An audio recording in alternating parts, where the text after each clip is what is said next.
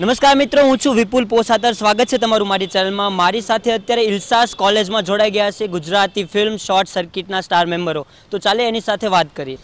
Okay, આપણી સાથે જોડાઈ ગયા છે આરજે ધ્વનિત અને કિંજલ રાજપ્રિયા, અને એમની ફિલ્મ આવી રહી છે ગુજરાતી ફિલ્મ જેનું નામ છે શોર્ટ સર્કિટ. શોર્ટ કટ નહીં, શોર્ટ સર્કિટ, જે 11 જાન્યુઆરી આવવાની છે. થિયેટરમાં જોવા જજો. તો ધ્વનિત, થોડુંક ફિલ્મ વિશે બતાવશો? ગુજરાતી ભાષાની આ પહેલી સાઈફાઈ ફિલ્મ છે. હોલિવૂડમાં અસંખ્ય સાઈફાઈ મૂવીઝ બની છે. બોલિવૂડમાં મિસ્ટર ઇન્ડિયાથી લઈને કોઈ મિલ ગયા, ક્રિશ, રાવણ, હમણાં અક્ષય કુમાર રજનીકાંતની રોબોટ 2.0 આવી. ગુજરાતીમાં એક પણ સાઈફાઈ હતી નહીં. આ પહેલી એવી ફિલ્મ કે જેની અંદર ભરપૂર કોમેડી છે જે ગુજરાતીઓને ગમે, રોમાન્સ છે અને થ્રિલનો શોર્ટ સર્કિટ થાય છે. 11મી જાન્યુઆરી આ ફિલ્મ રિલીઝ થઈ રહી છે. ડેફિનેટલી તમારા નજીકના સિનેમાઘરોમાં, આણંદમાં પણ રિલીઝ થવાની છે, બધા મલ્ટીપ્લેક્સીસમાં. So please do go and watch it. ઉત્તરાયણની પહેલાં આવી રહી છે આ કમૂરતામાં, એટલે પહેલાં શોર્ટ સર્કિટ, પછી ઉત્તરાયણ. મારી સાથે આ ફિલ્મમાં કિંજલ રાજપ્રિય, જેમને તમે છેલ્લો દિવસ અને શું થયું નામની બ્લોકબસ્ટર મૂવીઝમાં જોઈ ચૂક્યા છો. કોમેડી કરવા માટે સ્મિત પંડ્યા, એમનો બહુ સરસ રોલ છે આ ફિલ્મમાં, જેમને તમે કિશોર કાકા તરીકે દુનિયાભરમાં એ પ્રખ્યાત છે. કિશોર કાકાના કોમેડી વિડીયોઝ તમે જોયા હશે. આ ફિલ્મના રાઇટર ડિરેક્ટર ફૈસલ હાશમી, જેમની પહેલી ફિલ્મ હતી વિટામિન સી, અને હવે આ બીજી ફિલ્મ લઈને આવ્યા છે. ગુજરાતી દર્શકોને સાવ નવી લાગે એવી આ ફિલ્મ છે. 2 કલાકની ફિલ્મ જેમાં ગીત જ નથી, સોંગલેસ મૂવી. મેહુલ સુરતીનું મ્યુઝિક પણ બહુ જ સરસ, અને પહેલી ગુજરાતી ફિલ્મ જેનું ઓડિયો મિક્સિંગનું બધું જ કામ AR રહેમાનના સ્ટુડિયોમાં ચેન્નઈમાં થયું છે. તો જોવાનું ભૂલતા નહીં, શોર્ટ સર્કિટ 11મી જાન્યુઆરીએ. જે બિલકુલ જે શોર્ટ સર્કિટ ફિલ્મમાં છે તેમાં કિંજલ છે તે એક્શનમાં જોવા મળ્યા છે. તો કિંજલ, કોમેડીમાંથી ડાયરેક્ટ એક્શન સીનમાં કેવો રહ્યો આપનો અનુભવ? મારો એક્સપિરિયન્સ બહુ જ ગજબ હતો. ઓફકોર્સ મેં કોમિક જોનરાના બે ફિલ્મ્સ કરી છે, પણ એ બંને ફિલ્મ્સમાં છેલ્લો દિવસની નિશાનું કેરેક્ટર જોશો જે ગ્લેમરસ હતું, અને શું થયુંની દીપલીનું કેરેક્ટર જોશો જે ગર્લ નેક્સ્ટ ડોર હતું. સો આ બંને કેરેક્ટર કરતાં બહુ જ અલગ છે શોર્ટ સર્કિટની સીમા. હવે સીમા આ ફિલ્મની અંદર એક ન્યૂઝ એન્કર છે. She has done a lot of stunts.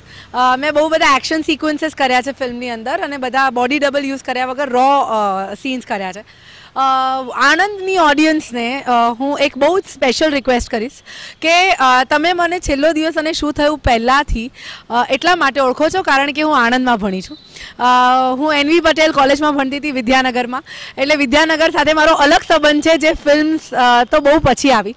So as a fellow student studying in the same city and the same campus and the same university, I request you all to go and watch Short Circuit, the first Gujarati science fiction film releasing on 11th Jan, એટલે ઉત્તરાયણ પહેલા.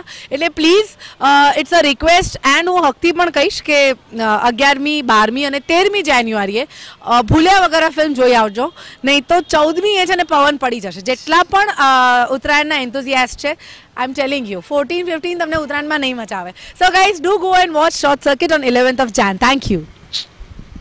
જોયું તમે જે રીતે જે Gujarati film છે, film industry ધીમે ધીમે આગળ વધી રહી છે. કારણ કે તમે જો ટ્રેલર જોવો અને જે પ્રમાણે તમે પોસ્ટર જોવો અને ટ્રેલર જોવો એ પ્રમાણે લાગે કે હોલિવૂડ મૂવી હોય એવું લાગે છે. કારણ કે આપણે 2014માં ટોમ ક્રુઝની મૂવી આવી હતી એજ ઓફ ટુમોરો, એના જેવી જ. મતલબ મેં એનું ટ્રેલર જોયું, વાવ. સ્ટાર્ટિંગમાં જે તમારું ટ્રેલરમાં બોલે છે કે બ્રહ્માંડ છે એક અનંત સમયમાં ફસાઈ ગયો છે અને બાળકો મોટા નહીં થાય, યુવાનો વૃદ્ધ નહીં થાય. I said wow, Avenger infinity war જેવી ફિલિંગ આવતી હતી.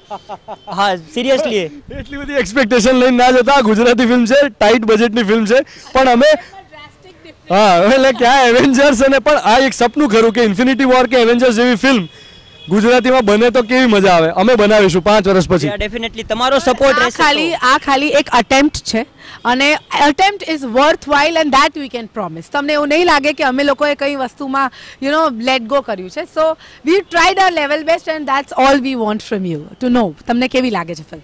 તો આ ફિલ્મને જોજો અને તમારા મિત્રો સાથે પણ જોજો, નહીતર ઉત્તરાયણના દિવસે પવન પડી જશે.